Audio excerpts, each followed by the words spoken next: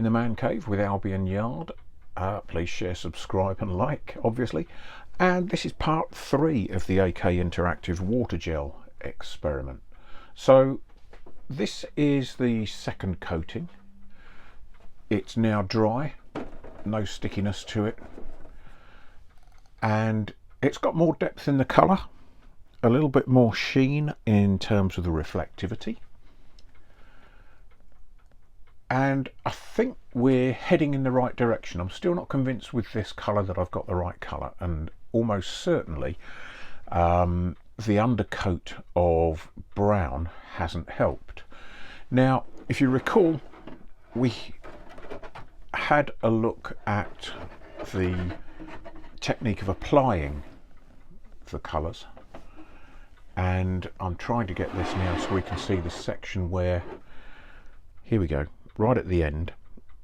That was where I've just left brush strokes in, and it's worked-ish, but I still think I prefer this overall texture.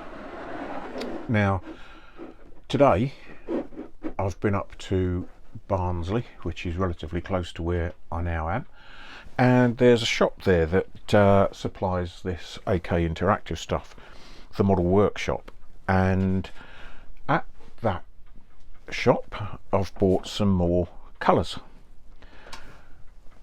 I've got the green that I mentioned, the swamp green, and Pacific blue.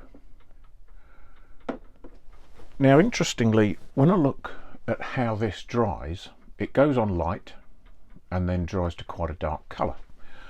So this is the Atlantic, which we've got on, and you can see that's gone to a fairly dark blue, and the next colour across on the left hand side here is the Pacific. So I'm wondering whether that is again going to make it too dark. We'll have to try that and find out.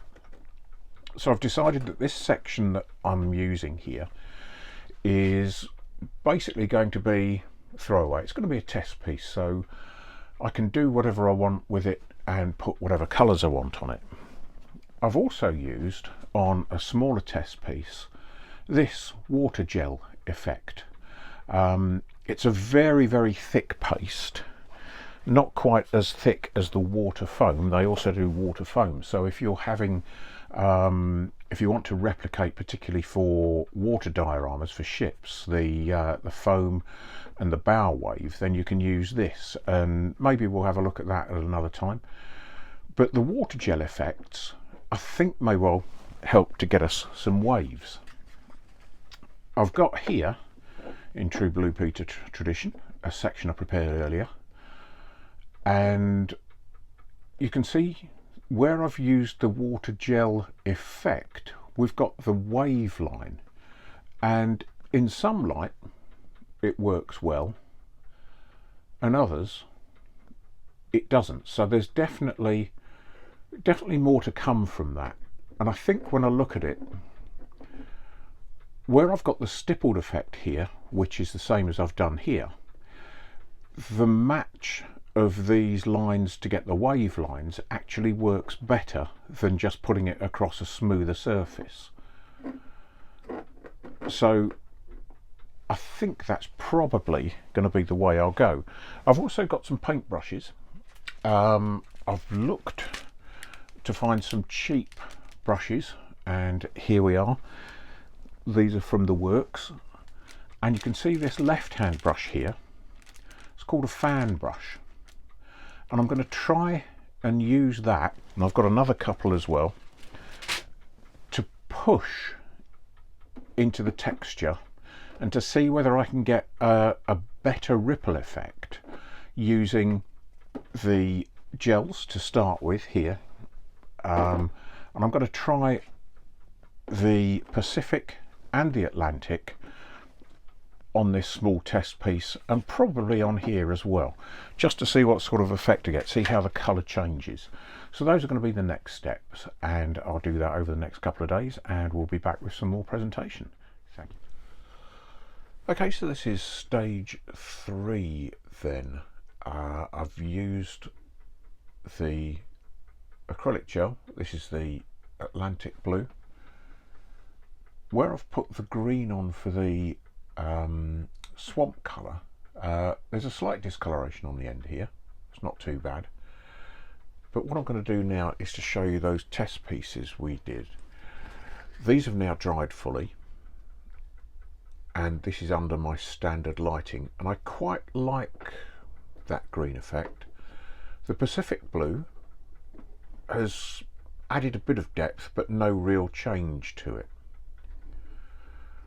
whereas the green actually works quite well, I think. On the other test piece then,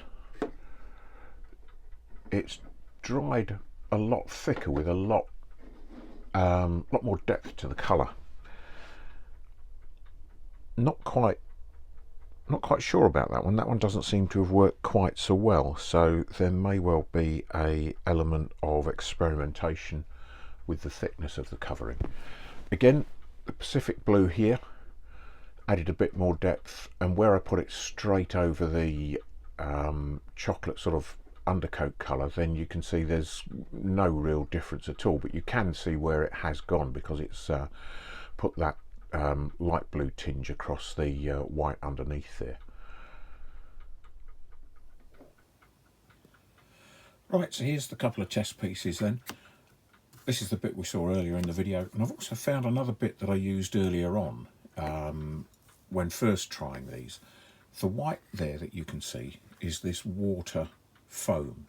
So this is the part of the system that allows you to replicate a wave breaking and the foam on the wave. Again, I think that's not going to be much use to us in this project, but we'll take a look at it anyway. So I've got my swamp green and the Pacific blue. The Atlantic blue is the one that's already on, so that we're going to take out of the equation.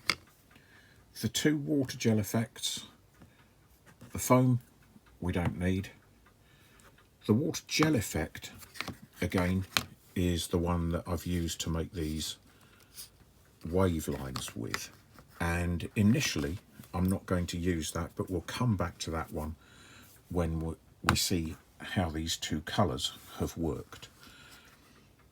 So that's going to be the next step then, getting those two bad boys onto these test pieces, drying them off and seeing what the colour is.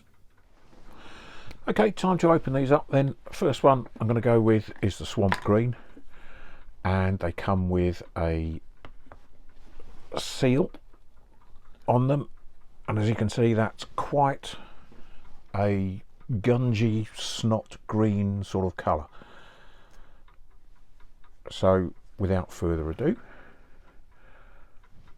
let's get a good coating onto here.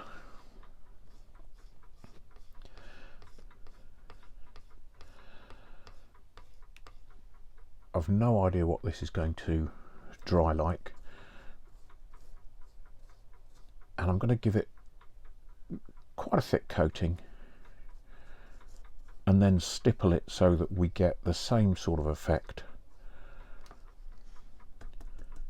that we've got on the layout test piece.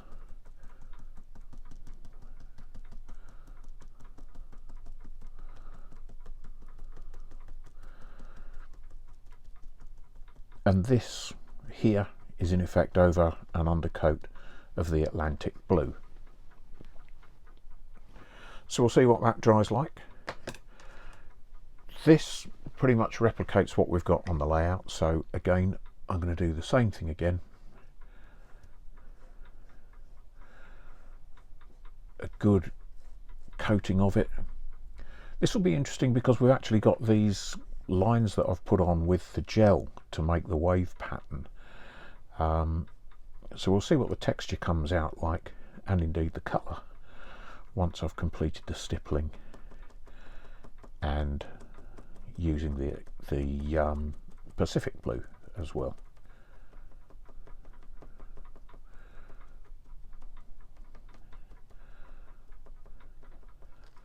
So that's got quite a good covering.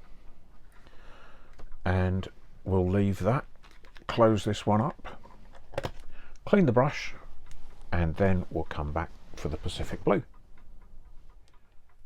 Okay, we're back in the room. I've cleaned the brush and I've already had a quick go with this Pacific Blue.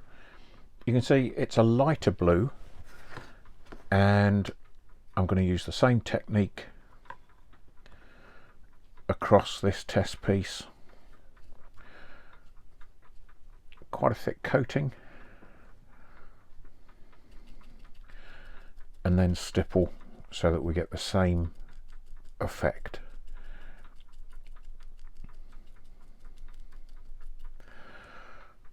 In true Blue Peter fashion, I've already done the other section, and to find out what it was like, or find out what it's like with just a plain brown underneath it, I'm going to put some here, because I want to see if I'd used this colour to start with, whether the layout would be better than it is in terms of its colour representation, just to see whether I made an error to start with. So those are the two colours now, the Swamp Green and the Pacific Blue, overlaid on the Atlantic Blue water gel, and we'll give those 24 hours and see how they turn out. I've just come outside now with these test pieces in brilliant sunshine. Again, I'm still not quite sure what to make of them, particularly under this brilliant sunshine. You can certainly see where the green has worked. The one on the right hand side, I think, is probably preferable. Now, whether that works for a lakeside, I'm not sure. More experimentation needed there, I think. So back inside again, the two test pieces. The one thing I haven't done, which may well be worth trying, is a wash rather than applying it in a solid colour. You can do that. You can thin these with water, so perhaps that will be the next one to try, and try it with a coat of green across this base blue that I've already got, and see where we go from there. So I hope you've enjoyed it, and keep watching. Thanks very much.